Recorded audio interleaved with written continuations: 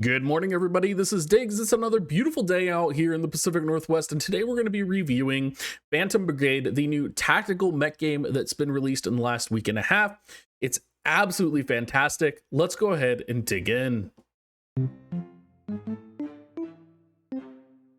So it's been a while since a mech game has actually made me adjust the difficulty. So if you're coming into this game, one of the biggest drawbacks you're going to hear people say is that it is a really hard game. There's a very steep learning curve, and I would just personally recommend, to fully enjoy the game, you may consider adjusting the difficulty down, because it's definitely tuned for a little bit more of a hardcore experience. And coming into the game, they have a whole slew of difficulty settings which you can adjust, and I would approach this game very much like XCOM.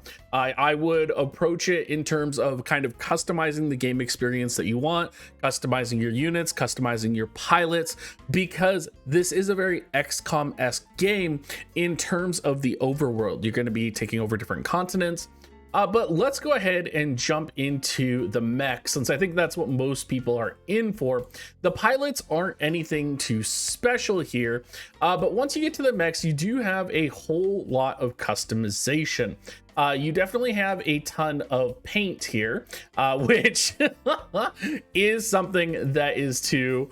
if you really enjoy painting your mechs, I have heard the feedback, people want more customization here.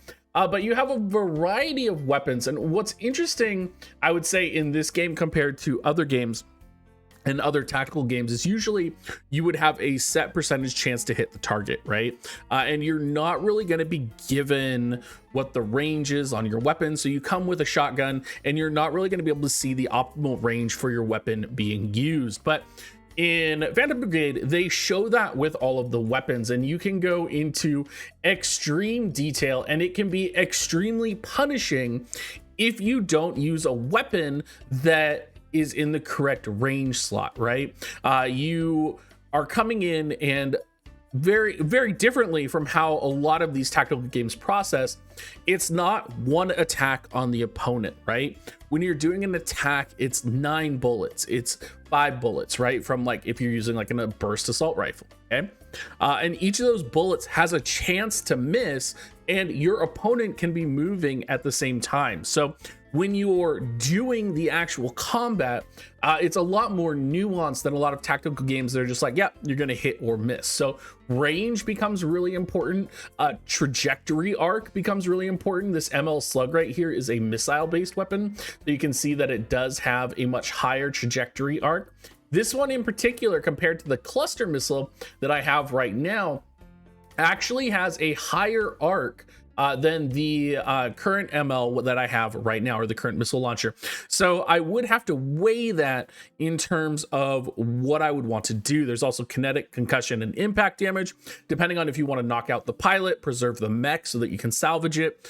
There's a lot of small details and nuance that can make this game very complicated.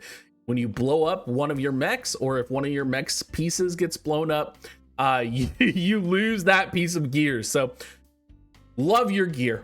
Enjoy your gear, because if you don't take care of it, or you have a bad encounter, you can lose it. And especially for those who love the Iron Man aspect of games like XCOM, this has that, and it feels very good.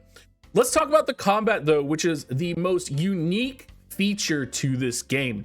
And the reason this is unique is that the real-time strategy aspect of the game is actually divided up into 5-second intervals. And you can see here down in the bottom that I can actually control the actions over the course of those 5 seconds. I can see that my opponent is 3 tanks and 2 mechs coming up against me, and I can also see what their loadout is. So I have a missile launcher over here, which will definitely want to be prioritized. And then, oh, it actually looks like no, that is a mech. Okay, so he's got a shotgun. So I may be able just to sit back here, and I'll probably take my missile launcher and shield longbow mech right here. And then on the timeline, I'm just going to set my missile launcher, and you can see the trajectory of my missiles you can see that over the course of the next 5 seconds, I am setting up the attack here. You'll notice in small detail that I do have an overheat gauge, and that I also have other equipment options as well. So I do have a shield. So there are options. For example, if you want to go a bit of a heavier mech, you can put a shield on and you can all of a sudden start causing problems that way. Another thing that, I just realized one of these tanks has a missile launcher, which may be a problem. So we'll try and maybe prioritize that. So you kind of want to move through and try out different things here. Now, you do have movement as well, which can be a little bit interesting here because I don't want to put my units in the line of fire, especially my sniper unit, but I do need to be able to hit because you see the terrain here is actually blocking almost all of my hits currently. And you'll also see here, while I am looking, you see there's a yellow arc here and then there's a green arc. That's my optimal firing distance. So I actually probably don't want to move my sniper forward. I probably want to try and find a way to move them backwards into a better position. So I'm going to come back here and I'm going to get on elevation so that I can see the opponents. I got to make sure that I do my attack when I am not basically in a situation where I'm going to be moving, because if you attack while you're moving, you do lose a lot of accuracy. And what you're seeing here, if you're seeing the percentages change on my attacks, it's because every time I attack, it's a little bit later in the timeline. So the units are moving, the enemies are moving. So I'm trying to find kind of, you can see how now my units are acting in the 5-second window that these other units are acting. So it's just a whole gambit. It's a whole thing. It's quite incredible kind of how detailed and strategic this game can actually be. Now, this unit is a heavy unit, and I am going to dash to get him onto the high ground here. And he's a heavy unit with high range. Now, one of the things I don't want to do is I don't want to crash my mechs, because if I do crash my mechs, I'm going to be in trouble here. So we'll keep that in mind. I do want to move this center mech here. It's going to be one of my forward operating mechs. Oh man. Okay, so we're gonna want to delay his attack until they get into kind of an optimal window here. There we go. He's a little bit of a heavy, so he's going to be kind of just camping. He needs to have the long range. And then for this guy, this is our assault unit. So he's going to move forward and he's going to almost immediately engage with the shotgunner that's coming right up here. So you can see there, he blocked that attack. And we want to kill this shotgunner before he's able to kind of wail on our own units. And again, you can see everybody has kind of different angles and different roles. So we're going to go ahead and hit the execute option here, and you'll see it's all going to play out as we had planned. And the enemy's attacking, my missiles are going, their missiles are going. You can see I've almost killed this mech with this heavy.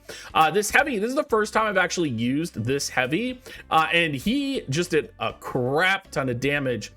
Taking a look at my missile based or my sniper unit, you can see he's taking a lot of hits right now, and I'm definitely going to want to consider how I'm going to take care of him, what we're going to be doing to kind of make sure that he's going to be able to survive. So the second turn is usually a little bit more complicated because you do have units moving closer to you. You also have overheating to compensate for. You also have potentially damaged parts. And this is part of why the game can be so difficult, is because you can get your like right arm damaged and then you're not going to have a weapon in your left arm. And you're like, I have my shield. I guess I'm just going to go battering ram the opponent, right? But the game doesn't teach you that you can battering ram the opponent. That's something you kind of have to learn on your own. And while we're talking about combat as well, there is a level system associated with gear, which in my opinion is not really necessary for the game, but it's the way that the game is kind of balanced. And so when you are kind of conquering the different territories, and it's very like it's very XCOM in terms of like there's base building, but it's very vanilla base building. Like you don't see anything get changed, you don't see anything get upgraded, but it's like you get another unit slot. you know, it's just one of those things where you kind of need to get like the level of gear kind of impacts the entrance level of into the game. So a lot of people, as I said in the beginning, if you go onto the Steam discussion board, can't handle the difficulty of the game in the beginning because there is a very steep learning curve for a lot of weapons. They barely even touch on the fact that overheating damages the components on your mechs, which is one of the biggest mechanics in the game. So the tutorial is not the best, but it does, like, I almost quit this game because the difficulty was so high in the beginning. I had to adjust it, and you know, I play tactical games for a living. This is what I do. So if it's a difficult tactical game for me, it probably is not going to be very good for newcomers into the mech genre. Now, I do think this is one of the best mech genre games that has come out in quite a long time. And I would hate to see newer players be put off that way. So please, please, please don't be afraid to customize your experience. The game does get easier as you progress into the game. So like right now, I'm conquering my second territory, and I do feel like I can turn the difficulty back up now. I feel like the balance is there, but really in the beginning of the game, that balance is just kind of mess that experience up for you. Anyway, everybody, let me know what your experience with Phantom Brigade has been. I'm absolutely loving the game. Missiles are amazing, and this new autocannon, oh, I am happy. I'm a happy boy. Anyway, everybody, thank you so much. Hope you're all excited for Armored Core 6 whenever that comes out. We'll definitely be playing that on channel. But I will catch you guys later.